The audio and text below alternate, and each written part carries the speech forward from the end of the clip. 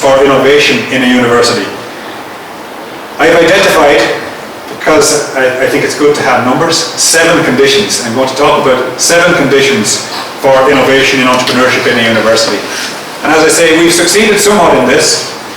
In the recent rankings for entrepreneurial education, Trinity College Dublin ranks #1 outside North America.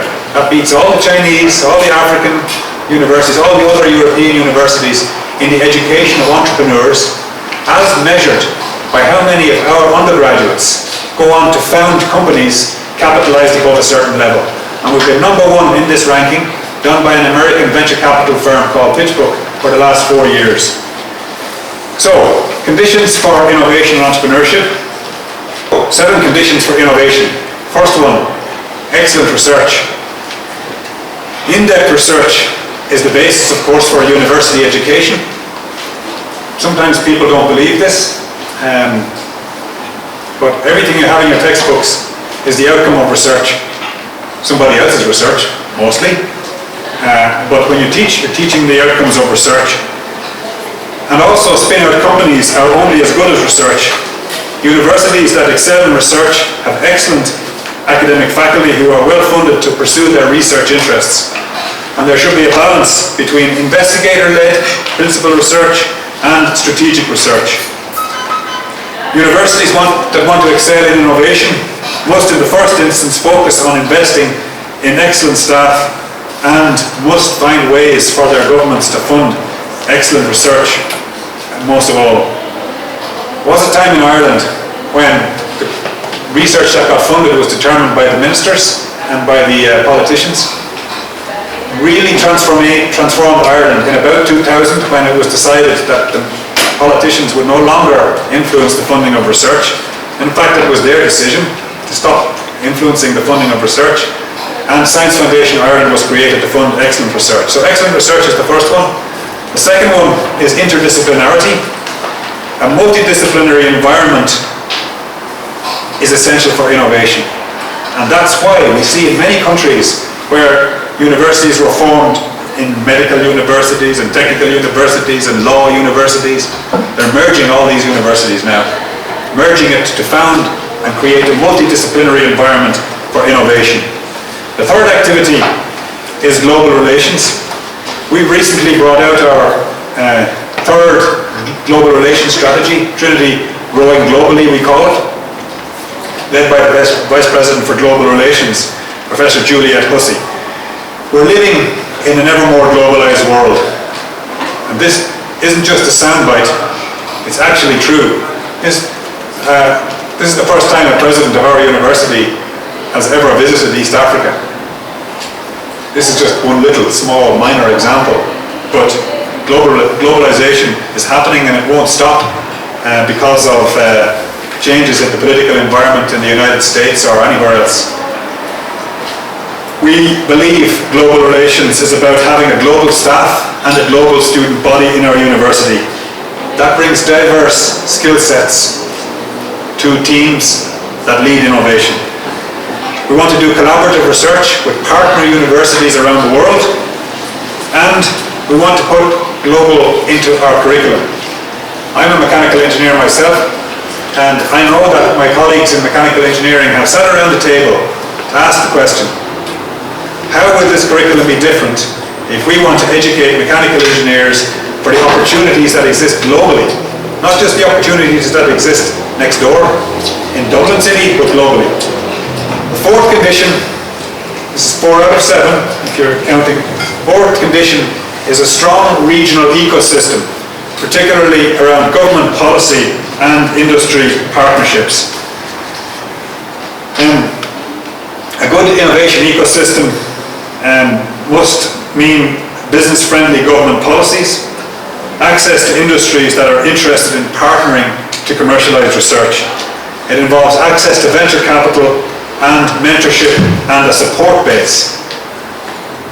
The fifth is a technology focus. And what do I mean by that? I'm searching in my pockets for my example. This is my example. Every university has one of these little plastic cards, presumably you do as well. to get you into the library and all the rest, the ID card. In our university, we brought out a proposal that if students lost their card, they have to pay 20 euros to get a replacement. And the president of the Students' Union came in to me and he said, "We're not paying that, no way." And I said, "Well, I'm afraid you are. You're paying 20 euros for a replacement card."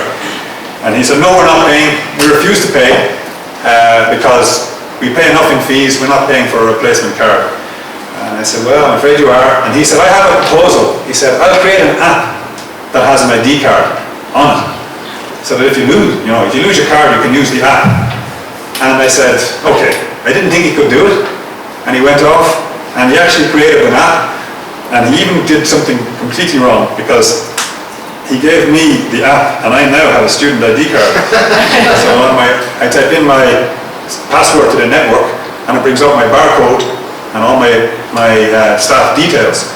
But this app is now available to all students, free to download, and it means that if they get their plastic ID card, but most of them don't even use the plastic ID card, they use this app.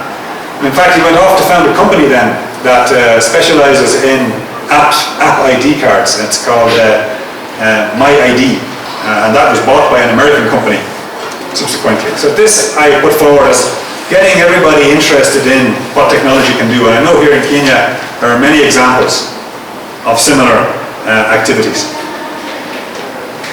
Student experience and the extracurricular.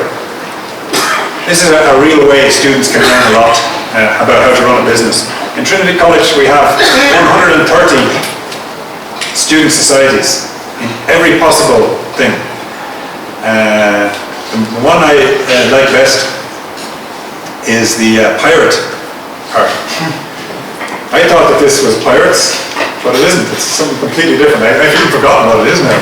But there's some pirate party. What is it? Hacking. Hacking. A student society for computer hacking. We also have one for sports that I didn't think existed either. Ultimate Frisbee, for example.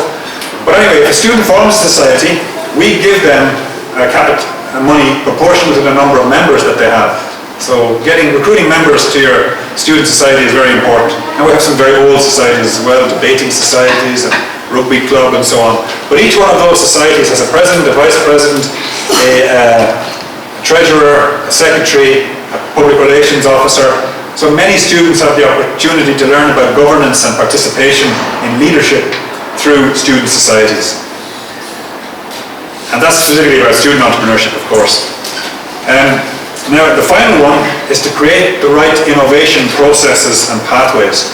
And all the best universities in the world are now doing this, of course, with student entrepreneurship activities, with we have something we call Tangent, which is an innovation and entrepreneurship hub for students to learn about innovation and take courses in business, plan preparation, ideation, and so on, and financing their own business.